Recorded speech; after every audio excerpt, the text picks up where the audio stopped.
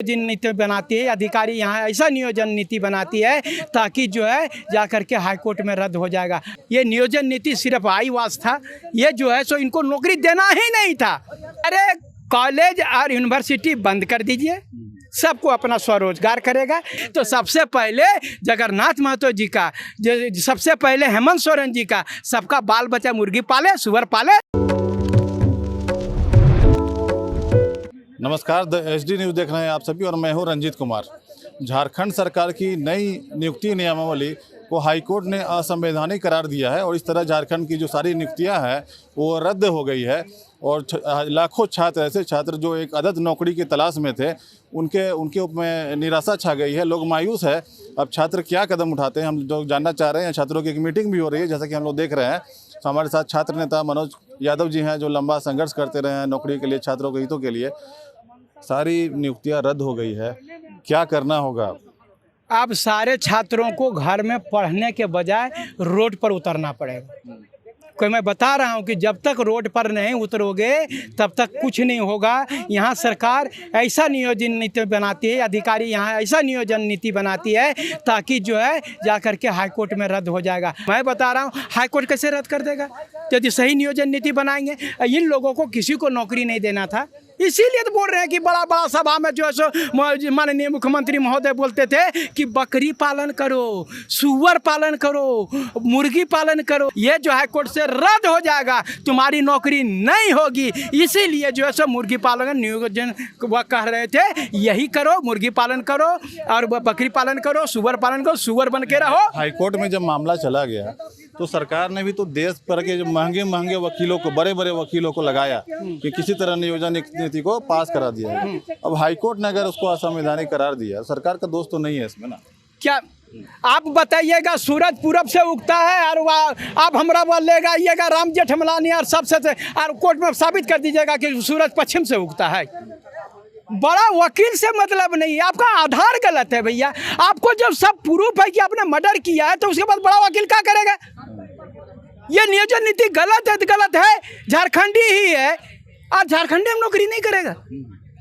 यहाँ का जो जनरल है ये जो बता रहे हैं यहाँ का रेसिडेंशियल 1932 का खतियानधारी है और अगर मैट्रिक इंटर यहाँ से नहीं पास किया, वो जो दूसरे राज्य से पास किया, तो आप उसको नौकरी नहीं दीजिएगा।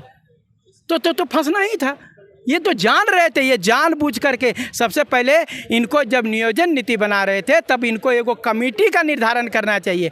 कमेटी रिपोर्ट देती कि इसमें गलत और सही जो है। और सबसे पहले कि ये जब नियोजन नीति बन रही थी तब इनको जो है सबसे पहले बाबूलाल मरांडी जो नियोजन नीति बनाए थे वो जो खारिज हुआ था उसमें क्या कमियाँ थी उसको ख़त्म करके ये नियोजन नीति बनाना चाहिए था ताकि ये कभी जो है रद्द नहीं होता। यहाँ के अधिकारी जो हैं वो कैसा नियोजन नीति बनाते हैं मुझे नहीं मालूम और उस पर सही कर देते हैं मुख्यमंत्री जी।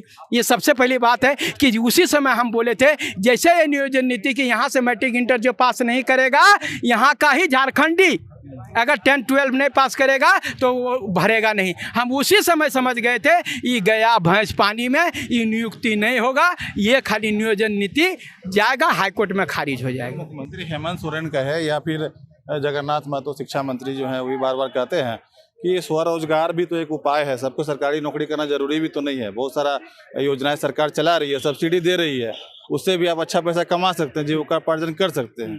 तो फिर नौकरी की दरकार क्या? तो नौकरियां किसके लिए है? नौकरी किसके लिए है सो बताइए ना। सारे कॉलेज और यूनिवर्सिटी बंद कर दीजिए, सबको अपना स्वरोजगार करेगा। जो पैसा पढ़ने में खर्च करेगा ओकरे से स्वरोजगार करेगा। सरकार की योजना का क्या जरूरत है? सरकार की योजना का क्या जरूरत है? आप बता रहे हैं कि हम लोग ये जो सरकारी नौकरी का तैयारी करने आए हैं, अगर यदि सरकारी मेरा नौकरी नहीं लगा हम अपना वो प्राइवेट बिजनेस करेंगे, लेकिन हमको मौका दीजिएगा ना जी। सरकारी नौकरी करने का मौका तो दीजिए। नहीं होगा तो हम प्राइवेट नौकरी करेंगे, जो करना होगा करेंगे, लेकिन पहले हमरा वहीं भेजा लीजिएगा। तो ये युवा नियुक्ति काय को निकाले थे? अगर यदि यही बात था तो सबसे पहले विज्ञापन ही नहीं निकालना चाहिए। कोई विज्ञापन नहीं निकलेगा, कोई नौकरी नहीं होगा झारखंड में। आज से पढ़ाई लिखाई बंद। आप बता रहे हैं जो शिक्षक की बहाली करना है तो आप बोल रहे हैं कि हम सबको यदि मुर्गी पालन करें तो स्कूल में कौन पढ़ाएगा? उसके लिए शिक्षक की जरूरत है ना जी।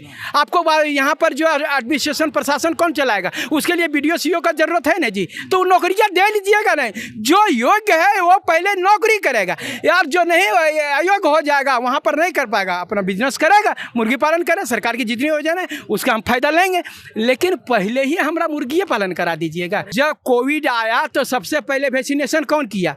नरेंद्र मोदी किए, ताकि इससे कोई गड़बड़ नहीं है। तो अगर आप मुर्गी पालन और सुअर पालन इतना बढ़िया है तो सबसे पहले जगन्नाथ महतो जी का, सबसे पहले हेमंत सोरेन जी का, सबका बाल बच्चा मुर्गी पाले, सुअर पाले, उसको देखेंगे, हम भी इंस्पायर होंगे, हम भी करेंगे।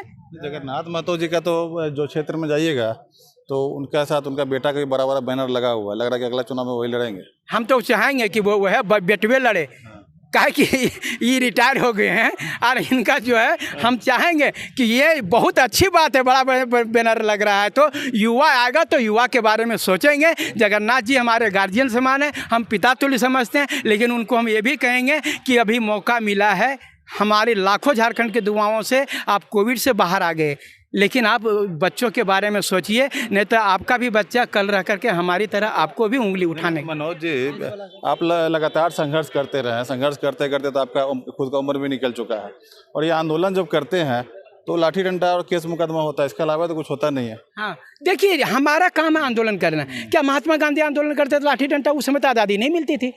मुझे विश्वास है कि आंदोलन में लाठी खाऊंगा, जेल जाऊंगा, और जैसे महात्मा गांधी को विश्वास था कि एक दिन मेरा देश आज़ाद होगा, और इसके लिए वो लड़ाई करते थे। सुभाष चंद्र बोस को पता था कि एक दिन हमारा देश आज़ाद होगा, भगत सिंह को था देश आज़ाद, शहीद होंगे तो होंगे लेकिन देश आज़ाद। मैं भी मरने के लिए तैयार हूँ, लेकिन झारखंड के युवाओं को कभी भी बेरोजगार नहीं रहे। मैं जो दंश को झेला हूँ वो युवाओं को नहीं झेलने दूंगा, उनके लिए लड़ाई लड़ता रहूंगा। कल रांची में, दिल्ली मुंबई से कहीं कहीं से पता नहीं कौन कौन दो रैपर आया था, तो पूरा भीड़ लगा हुआ था, लोग महंगा महंगा टिकट लेके, युवा लोग जो है उसमें गया हुआ था, डांस वांस कर रहा था लोग। लेकिन आप लोग जो नौकरी का बात को लेकर आंदोलन करते हैं तो लोग जुटता नहीं है। नहीं, देखिए ये बात, ये सेल्फ डिपेंडेंट, कि किसको क्या पसंद है, हम किसी को बाध्य नहीं करते। कि नौकरी की आवश्यकता नहीं है, लोग नाचे झूमने में लगा हुआ है। नाचे झूमने में लगे हैं, सो वो दूसरे बच्चे थे जिनको कि अभी नौकरी से मतलब नहीं है। जो नौकरी से मतलब है, 65,000 बच्चे जो अभी +2 का परीक्षा दे रहे थे, लैब टेक्नीशियन का परीक्षा दे रहे थे, युवा साइंटिफिक इंजीनियर का कर रहे थे, डिप्लोमा का कर रहे थे, वो लड़के एक भी वहाँ रैप पर नाचने नहीं होंगे। मुझे पूरा विश्वास है कि अपनी ज़िंदगी को जोखिम में डाल करके रैप में नहीं जाएंगे। छात्र हैं मनोज यादव। आशीर्वाद इजीकॉन ग्रुप, भरोसे का दूसरा नाम। हम सिर्फ घर नहीं, खुशियां भी बनाते हैं। आशीर्वाद रोज वैली, जिसमें है premium flats with all modern amenities. Patna में लेना चाहते हैं अपने सपनों का आशियाना, तो कीजिए हमारे इन नंबरों पर संपर्क।